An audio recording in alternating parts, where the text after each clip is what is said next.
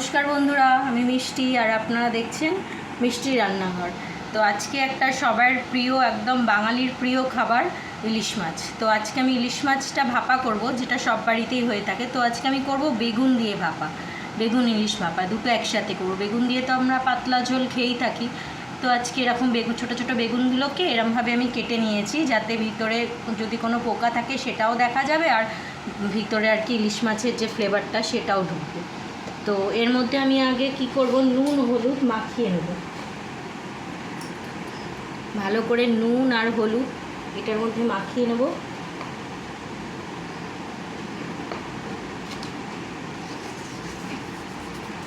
প্রত্যেকটা বেগুনের এরকমভাবে ভিতরে ভিতরে করে করে দিয়ে দিয়ে নুন হলুদটাকে মাখাতে হবে।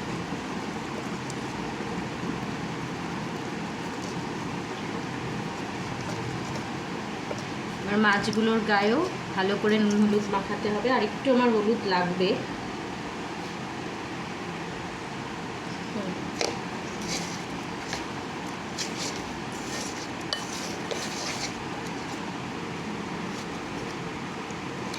এবার নুন হলুদ মাখানো হয়ে গেছে।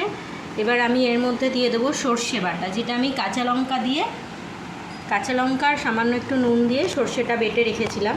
এবার আমি দিয়ে দিলাম সর্ষে বাটা। তারপরে আমি দেবো একটু টক দই। আমি একটু ভাপা করলে একটু টক দইটা দিই, সামান্য একটু টক দই দিয়ে দেবো। কাঁচা সর্ষের তেল আর একটু নুন দেবো আমি, দিয়ে এটাকে ভালো করে মাখিয়ে নেব।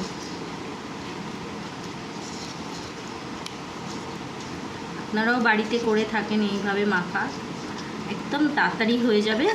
এটা মেখে আমি এই কড়াইটাতেই রান্নাটা করব, ছোট্ট কড়াইটাতেই।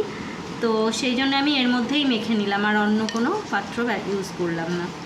এরকম ভালো করে মেখে নিলাম।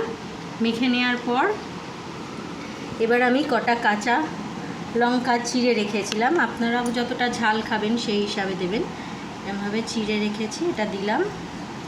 দেওয়ার পরে এটাকে আমি গ্যাসে 10 মিনিটের জন্য ঢাকা দিয়ে বসিয়ে দেবো। ব্যাস, আমার আর কিচ্ছু লাগবে না।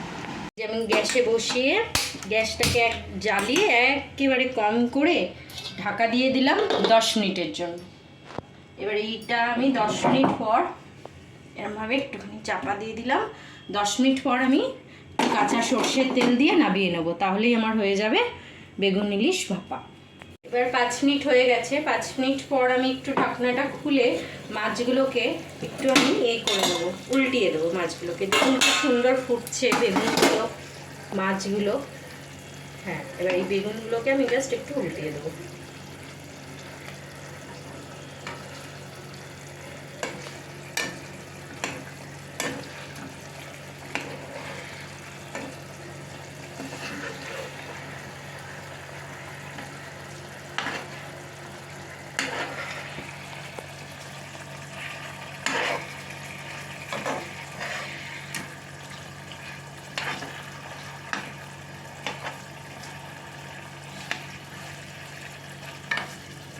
বেগুনগুলোকে উল্টে আমি আর 5 মিনিট রেখে সর্ষের তেল দিয়ে নামিয়ে নেব।